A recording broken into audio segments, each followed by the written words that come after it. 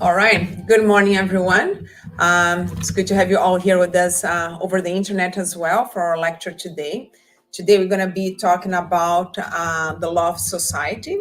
And Jo is the one's going to be giving us our lecture today. But as always, before our lecture, we are going to do our initial prayer and our initial reading. Okay? So today we're going to be reading from the book Happy Life by Divaldo Pereira Franco by the spirit of Joana de Angelis. In all circumstances, be yourself. Do not try to appear better than you are or underestimate yourself. Do not appear to be what you are not. As you earn to be a better position, work hard to achieve it. When you discover imperfections, strive to improve yourself. Both the person who exhibits abilities that he does not possess and the person who hides those that he does possess are lying. Being genuine is the way to acquire dignity. Going up is slow. Going up is slow for everyone. The person who's winning the battle now began earlier. The person who's struggling now will win the battle later. Do not be embarrassed by the fact that you are a spirit on probation. In their time, your friends of today walked the road that you are now on. So let us all now connect our hearts and our minds to God, our Creator, to Jesus, our Master, to all the beloved spirits that are here present today, thanking them for all the good light, for all this positive energy that falls all over of us, for protecting this space. And we ask them, our beloved mentors, to enlighten and guide our brother Joe during his lecture, so he can bring a little bit more of Jesus' teachings through the lecture of today. And so be it. So Joe, it's all yours, the podium.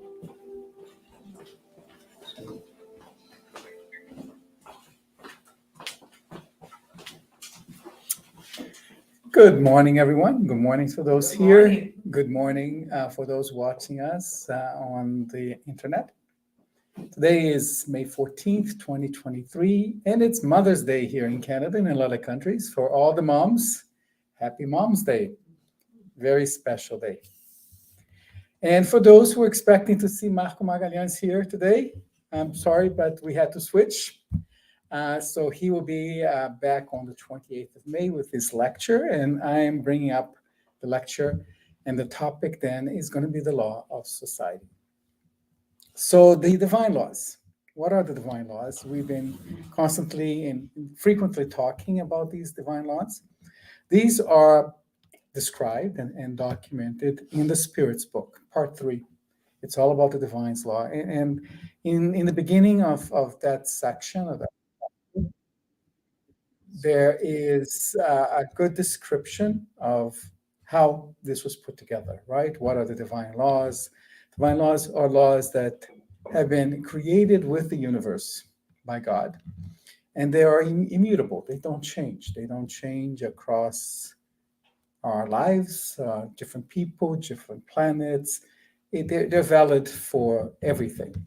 In some cases, they're similar to the laws of physics, right? That regulate how everything works from a matter aspect. So the divine laws are always then focus more on the morality than the physical material aspects of a universe. And we've been doing a lot of these lectures around these laws. Last week, we had Teresa talk about the law of destruction, which, you might seem, why does God create destruction? But as she explained, it's a very natural process. And everything in these divine laws, which are also called natural laws, they may at first seem a little bit difficult to understand, But just thinking about them and just working through them, they start to make sense. So we know that the universe was created with this Big Bang, and then things started to happen. Among the things, eventually, was the God's creation of the spirits, us, and the incarnation of these spirits into the material universe that He had prepared and created. The law of society is the moral equivalent, in my view, to another law that we talked about often, which is not one of the divine laws. It's just more of a law of how the universe works, which is the law of attractions. So if we look at the Big Bang, and we've been seeing incredible pictures from the new space telescope, the universe quickly had to start taking shape after that initial moment of creation. And it seems that it started taking shape much faster than we had ever expected, that our mathematical and physical models had planned of creating these huge galaxies and planets and stars and everything that we know to be part of the space. I'm a bit of a curious about physics and astrophysics in particular, and it's just fascinating how much has been learned and changed in my lifetime. The numbers, the size, the complexity of the universe has been opened up through new technologies in such a way that it's just amazing. And it just puts us into a right place of how little we are part of all of this magic creation. In any case, we only exist here because this energy, this matter, this mass that was exploded through the Big Bang, and the universe expands because the law of attraction. In the physical world, the law of attraction is gravity, which is, by the way, the energy that we know the least. We understand the least exactly what gravity is. There's models, obviously. Einstein describes this to us, but we really don't know how it works. But gravity made all of this possible because it made particles that were flying through this initial early primitive space to start to clump together. They started clumping one molecule, one atom at a time, and eventually made everything. So this law of attraction is fundamental for us to have the universe as we understand. If we bring this on the aspect of morality now to us spirits, there is a law of attraction. Let's again go back to the creation of Earth. Millions and millions of years it takes for life to start being able to survive. The whole ecosystem is created. We have oxygen, we have water, we have carbon, we have organic matter being created. We now have a place to live. We go through many evolutions. Then suddenly there is Homo sapiens. Now, obviously, this is the beginning. There are very few of us around. They are small tribes that already experienced that law of attraction. They were families. They were trying to survive, and survival was very difficult. So it is, again, very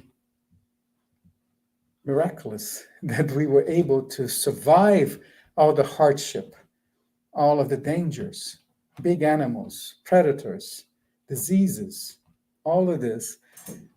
We had to face food, hunger. We had to find something to survive. We were hunters and gatherers, very small groups of our big ancestors. But over time, we did survive. And we started to grow. The numbers started to become bigger. We were reproducing. So the reproduction rate was obviously greater than the rate of death. Because if it was the other way around, we would have disappeared. But with the guidance of the spirits and the knowledge that was given to us, we survived, we grew, and we became bigger and bigger. So now our tribes are bigger. There are multiple families now living together. And now we have the seed of a society. So, what is a society? A society is just a group of people who are together, they come together for a common purpose, or because they have common objectives, common interests. Evidently, the early societies came together for survival. It was easier for a larger number of people to protect themselves against the threats of animals or even other tribes that might want to attack them. It was easier for them to hunt and gather food because there were more people who were able to find the places and to kill the animals that they needed to survive. So that's the initial aspects of coming together. There is a law of attraction that's a combination of the family is a natural attraction because we have, especially back then, we were basically driven by instincts. And there is the animal instinct to protect your own family. And we've talked about this in one of the other laws, which is the law of reproduction. So the law of reproduction drives us to have children, to protect them, to teach them, and give them the conditions to survive and then reproduce. So that gives us a natural attraction from the family. Other aspects, like I mentioned, provides other reasons to be together, to defend ourselves. And we study history, and we know that this took a long time. And a couple of things really made a big difference, right? Among them was, I would say, quote, the invention of agriculture or the discovery of agriculture. We learned how to dominate plants so we can grow them so we don't have to start looking for food everywhere. We can have our own space and plant the food that would feed us. We still need the proteins coming from the hunts, but at least some aspects of our dietary requirements were coming from the grains that we were planting. Next, another big evolution, we learned how to domesticate animals. Birds, chicken, ducks, pigs, cows. So they became also a source of nourishment to us, either to milk, through the meat, and in some cases, they also were used for protection, like when we domesticated dogs. From the wild wolves that were near us, we were able to somehow, over the years, learn how to domesticate them. And they became our partners in the hunts, in the protection. So you see, everything is working well. It's working together. We now don't need to be nomads anymore because while we were gatherers and hunters, if for whatever reason, very close to us, the food sources disappeared, we have to find another place because of the weather or because of other conditions. So we were always on the move. With agriculture and the domestication of animals, we planted our roots. And then from those roots became villages, small towns, all the way to the big cities that we have today.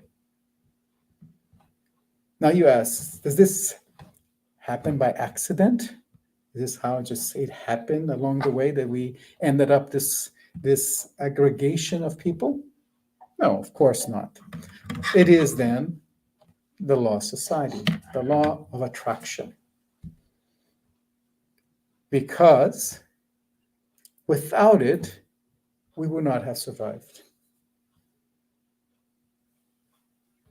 Because it was through the ability to work together as a community that we started doing specialization of duties and tasks, right? Um, if somebody was taking care of the agriculture, other people could take care of protecting us. They could be the soldiers, and they were fed by the farmers. We also could have other people doing other activities, like teachers, right? Because how can you be a teacher if you're having to take care of your own food all the time? So we started to create this great experiment of giving individuals particular specialties and tasks. This didn't exist at the beginning. And it is another fundamental step to our evolution, this specialization of duties and tasks among ourselves within our community. Because if everyone had to do everything, we would probably not survive. Do a simple exercise. We are nearly, 7.5, closer to 8 billion people in this world. If you divide all of the land of the world by 8 billion, you probably have a good chunk of land all by yourself. Imagine if you have to survive alone, right? From that land. It would never work. There wouldn't be enough time, hours in the days to do all the things that you have to do all by yourself. Think how fortunate we are today. How many things that we can exchange for money. Digital, obviously. And get us the food, the clothing, the medicine, the education, everything that we need to evolve. So it starts to be clear that it must be a law that drove us to this aggregation, to this attraction. Now, in some cases, the attractions were simple, they were kind of obvious, they worked well. But like everything, as the numbers multiply, and what we had, a few thousand people, a few hundred people, to now mega cities with 10, 20 million people. How can we make that work? Well, we're not perfect at it. It's very difficult. But if you just think about the complexity of running of a big city, it's almost a miracle. It's magical that we actually make it work as badly as it is. But the fact that we don't fall apart, it's simply incredible to me. Sometimes we don't remember that. We look at the problems that we have, we look at the issues that we have, and we complain about it. We complain about the things that don't work and forget very easily about all the things that do work. So, Spirit's book, part 3, and we're talking about the chapter 7, the law of society. So the very first question that Allan Kardec asks is societal life natural? It was kind of a simple question, right? It's a rhetorical question because remember we're talking about here late 19th century, 1860s, late 1850s, France.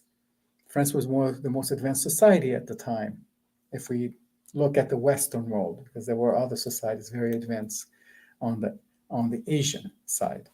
But in Europe, France was the darling, right? Where all of the scientific discoveries were, all of the sophistication of society, all of the culture was at its highest. So it would be difficult for us to expect that the spirits would say that, no, it's unnatural. It's really been forced and you're not supposed to be this way. But obviously the answer was that Certainly, it is natural, right? And God has made humans for living in society. God has made us to live in society. God knows from the creation that we will not survive without society.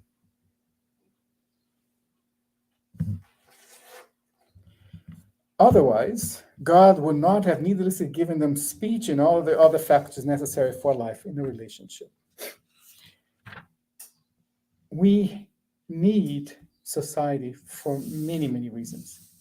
As I said, we need for survival, right? We need it for growth and progress, which is another law, the law of progress. Without society, we could not progress.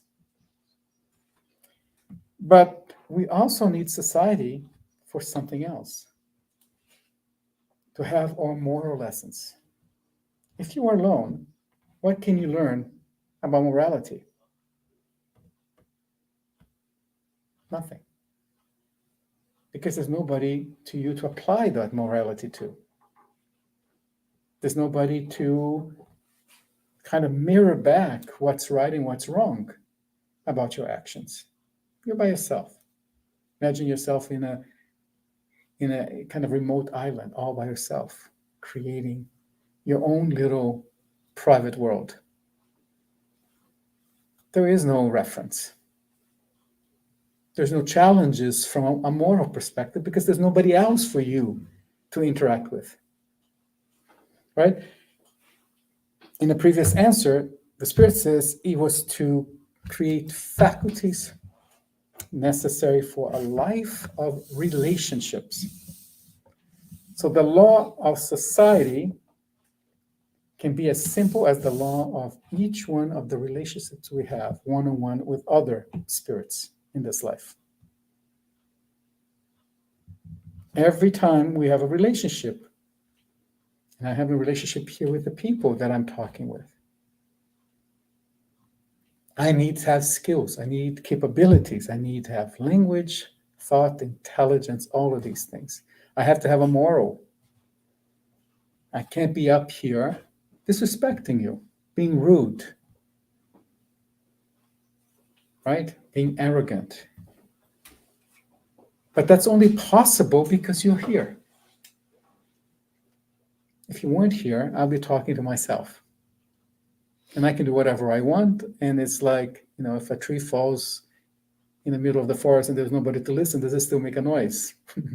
If I'm here all by myself talking, is anybody listening? And this is why the very next question then, if society is natural and needed, which is more important, right? Not only natural, it is a prerequisite for us to evolve. The next question is absolute isolation contrary to natural law? Yes. The spirits are very clear. Since people instinctively seek societal living, and since all of them must cooperate in humankind's progress by mutually helping one another. So again, this is a fundamental piece of information for us.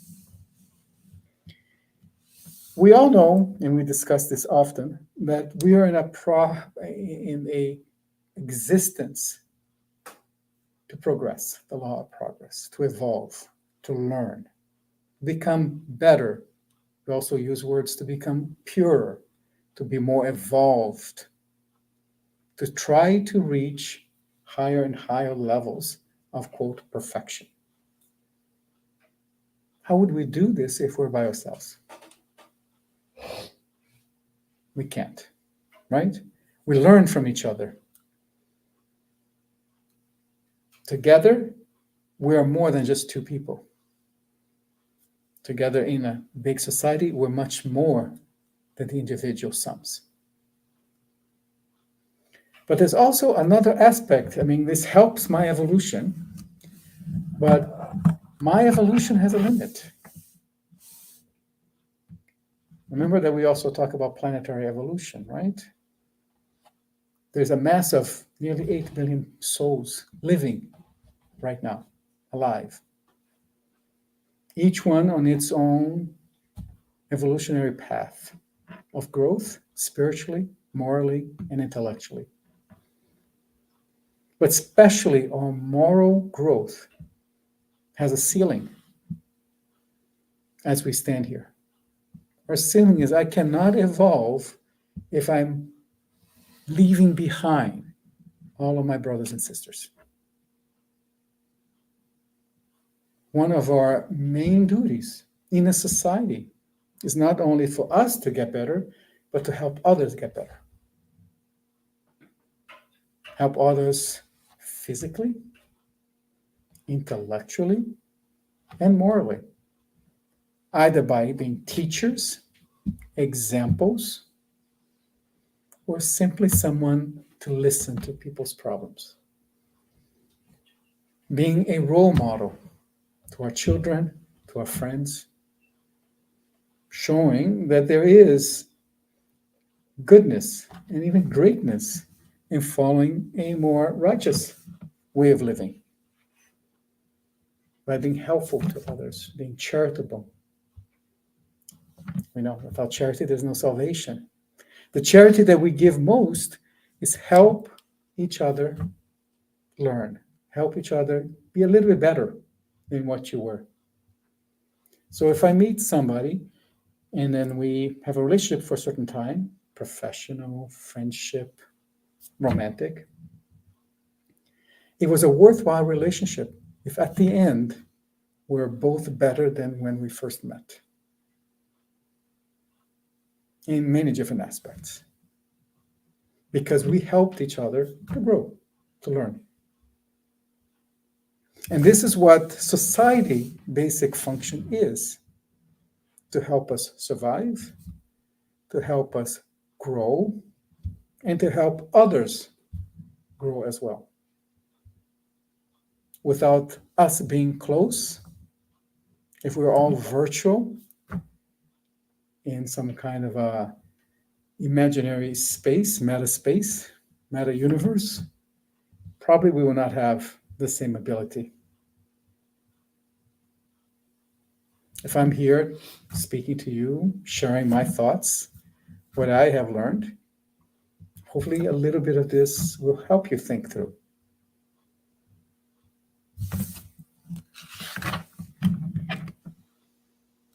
So there's a lot of questions here around the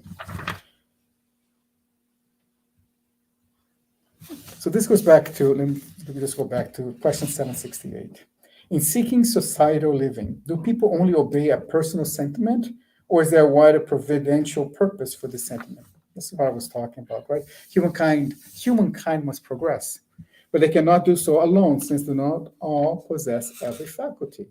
So we complement each other. They need contact with others. In isolation, they become animalized and etiolated, right? So no single person can know or do everything. And this is a fundamental aspect of our ability to progress and to become what we are as a society, as a humanity today. They talk about the life of isolation, the vow of silence.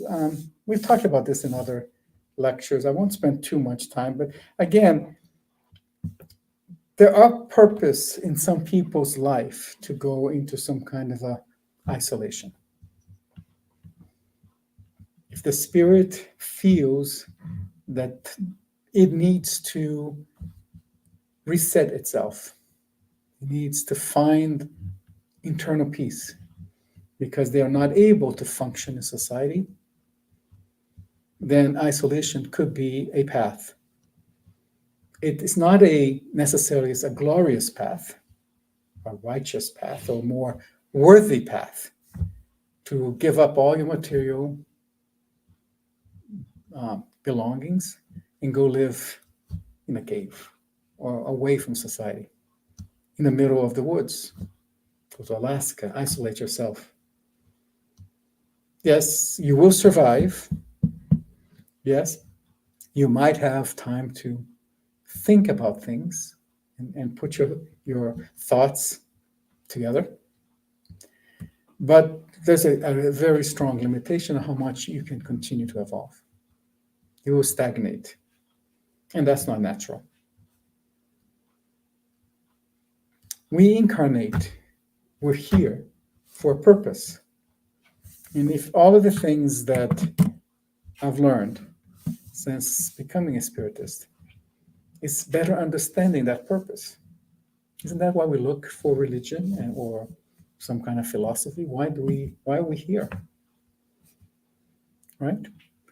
And in Spiritism, at least to me, the answer is we are here because God has created us with a purpose of evolution. That is our purpose. Evolve, to become nearly perfect.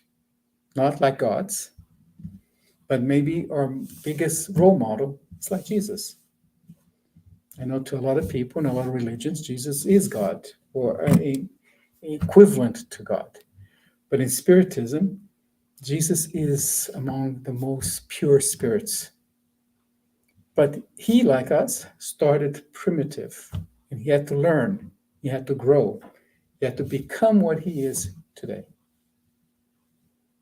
So that's our path. Everything we do somehow has to push us in the right direction, not sideways, not backwards.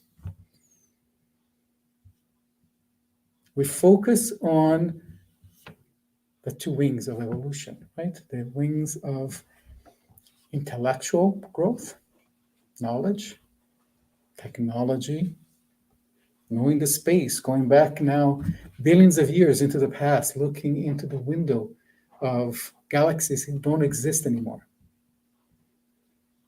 with billions and trillions of planets.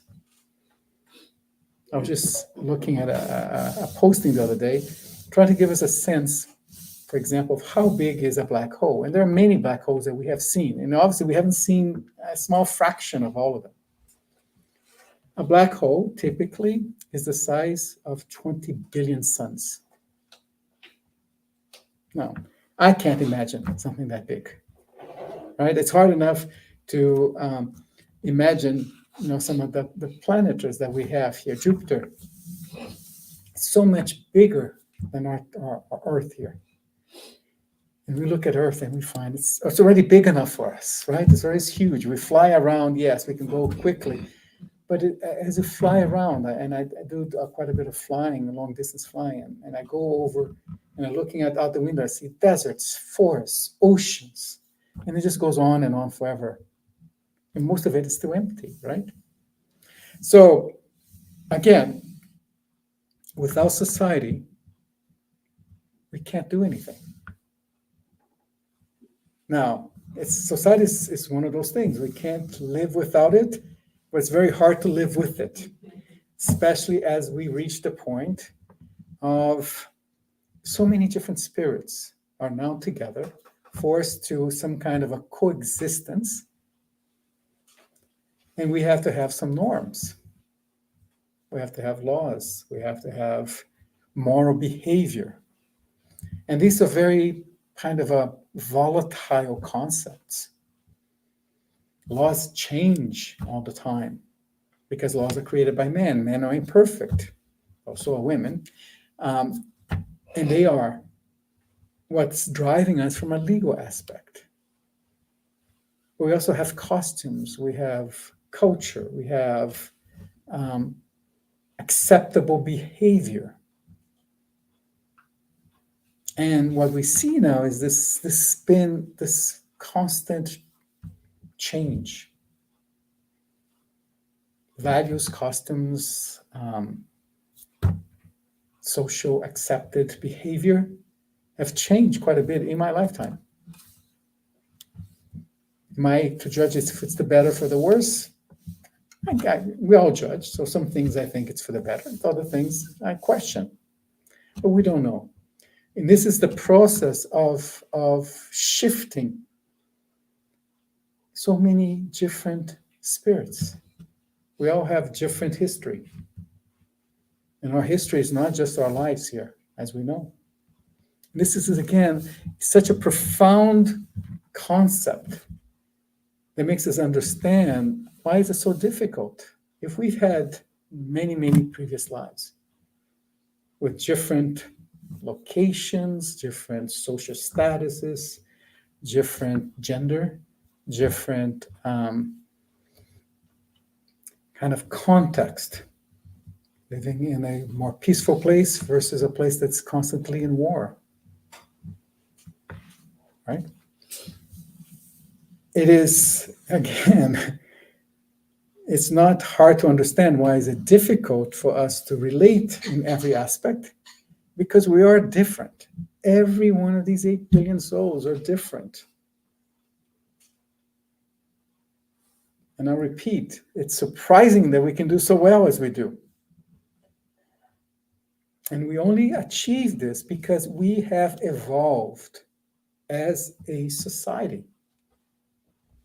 If society does not evolve, it will break apart. And sometimes small groups, small societies do break apart. Their differences just become too strong, they become polarized, and these ultimately lead for a rupture. Quite often, very violent rupture. And we're experiencing this obviously right now with the social media, with the internet, our ability to hide behind some kind of a virtual persona. Because then, with the mask of some kind of a avatar, we let the worst parts of us that haven't been fully distilled, fully cleansed within our souls, to just come to the surface. Our biases, racism, discrimination, our anger, our evil side that we still all have as imperfect beings, we've given them a channel for this to come out. And now we see that in some aspects, we're moving into polarized positions more and more. Like everything in our lives, in the universe, this is not sustainable. At one point, the forces of attraction will ask us to come together somehow. When? And what's the impact of that resistance? We can't even speculate how that's going to happen, but it will happen. Because it has happened before and it worked back then. We are in this odd place where we become more tolerant and more intolerant at the same time. It's just we have to fix that a bit and then start doing away with the intolerance, doing away with our anger. So a lot of this is anger, and anger is generated by fear. A good way to create disruption is to promote fear. Fear of the other persons. Fear of other persons because of their religion, because of their race, because of where they come from, because of their gender, because of anything. We know that the earth is evolving and we're moving on to new levels of evolution, but that doesn't happen overnight. This is a process that takes over decades, if not centuries. But we're in the midst. We're seeing that transformation. But along with the transformation, let's say you have a kind of empty lot and you want to make a park out of it, make it beautiful, make it green. You have to move all the dirt around. It's going to look chaotic. It's going to look messy. We have to take stuff from one side, put it in the other. Some of the other stuff has to be taken out. We have to bring in new things. So the transformation by nature is messy, but it has to be done. And we have to survive the mess. I don't know if anybody has gone through a renovation of a home. You think you're never going to survive the end. Eventually you do. Something will happen, right? So society is a law. It's a divine law. It's the attraction. We are attracted to each other, either because of the law of reproduction through sexual attraction, or through affinity of being similar souls. We have similar interests. We like the same activities. We like the same religion. We like the same musics. we go to the same shows, and this affinity is positive because it makes us stronger together. Unfortunately, the pandemic broke a lot of those connections that we might have had before. And maybe this was part of the law of the destruction. Some things had to be destroyed. We look back now, often I do, and see some of the things that we took for normal before the pandemic or important.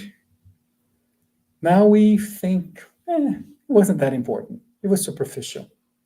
It gave me some gratification, but it was not deep. It was not really that important. We really kind of brought us down to what is most important, and survival was one of them. Protection of your family was another, friends. But now we're in a place where we have to start rebuilding new connections, finding new attractions, finding things that are more fulfilling to us and not necessarily so material. Is it going to be perfect? Oh no, far from it. We're really at a level of evolution of we're just babies still in our path to growth.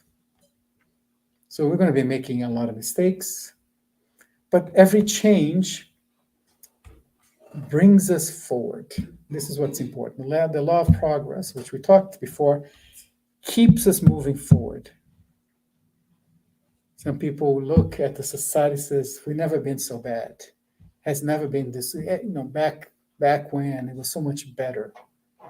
Well, we do have selective memory. We try to remember good things more often than we remember bad things. Often because when we were back then, we were not looking at the bad things as the way we should. They were not high in our priority. So if we lived 40, 50, 60 years ago, where there was more open racism, if you weren't part of the privileged group, you would say, that's just normal life. This is how it's supposed to be. And it feels good because I'm the privileged person. If you're on the other groups, you would have a quite different opinion. So, the moral of the story is that the law of society is the law of moral attraction. It's also the law of needs. We need each other. And this has to be any kind of a relationship must be bidirectional. We give and we take. And this is how that interaction is what pumps us up, builds us, gives us strength, whether it's emotional strength, physical, monetary, economical. It teaches us how to, let's say, take better care of our body, to have a healthier life.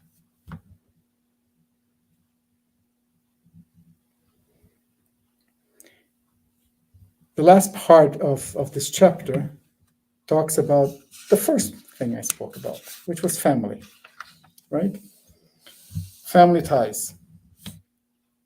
The questions here are more Kardec trying to compare us with with animals, right? Because he saw societies, animal societies, whether it's other mammals, insects, whatever. And he tries to make a comparison. But at one point, the spirits lose a little bit of patience, and they do this often throughout the exchanges. And Kardec did not shy away from recording that. Human beings, and this is the spirits telling back to him, human beings have different destiny than that of the animals. So why do you always want to identify them? For humans, there is something beyond physical needs. So when we first came together in societies, there were physical survival needs. But there's more. There's the need to progress. Social ties are necessary for progress, and family ties are summed up in social ties. Hence, family ties are the natural law. God has thus willed that humans learn to love one another as brothers and sisters. That is so beautiful, right? And then the family is not just the biological family, obviously. The family is all of those who are closest to us, be it friends, be it very distant relatives that we interact. It could be virtual friends that we make.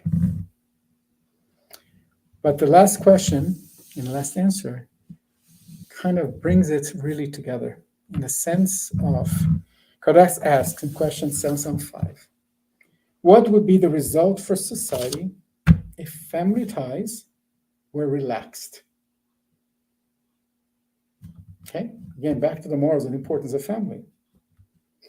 And the answer is a magnification of selfishness. If we don't have others to depend or be dependent on us, we can quickly become delusional that we're perfect, that everything revolves or is meant to be exclusively for me. Highest level of being selfish. I have no spouse, I have no children, I don't care about my parents anymore.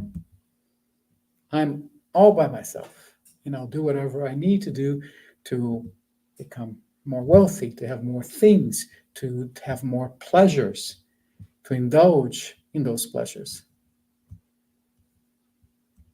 And with no regards to the feelings or the impact I'm having on others. That is a very sad state.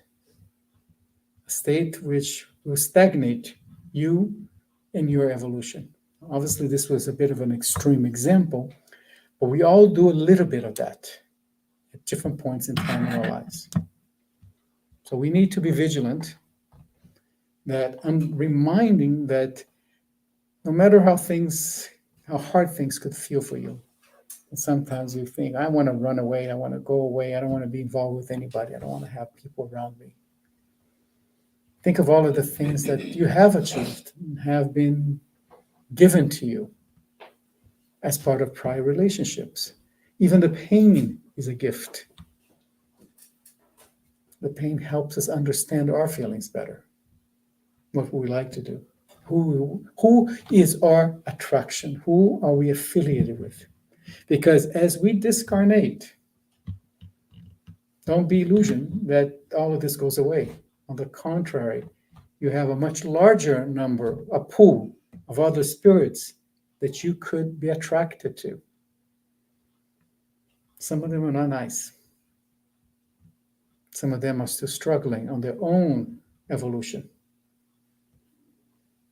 So by us learning to understand ourselves, know thyself, to push yourself every day to become a better person, more humane, charitable, good person, and surround yourself by similar people, right? The more you're preparing yourself for the afterlife, the next step, when we discarnate, and we will be now involved, surrounded,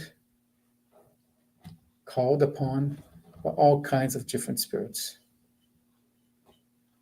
So make our lives easier, our existence better. Focus on your family, focus on yourself. Thank you.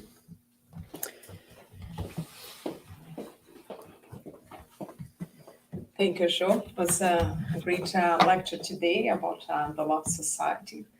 And any questions, any comments, nothing on the internet. So. I do have two actually. It's like when listening you remember me a book about a very smart journalist, and at some point he was with his son drinking a coffee, and he was having such a pleasure on that moment.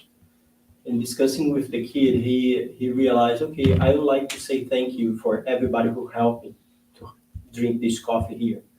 So both of them, they start putting a list together of everybody who helped to put that coffee on the table in New York. So he started asking, saying, and they decide to go for a trip and say thank you for everybody.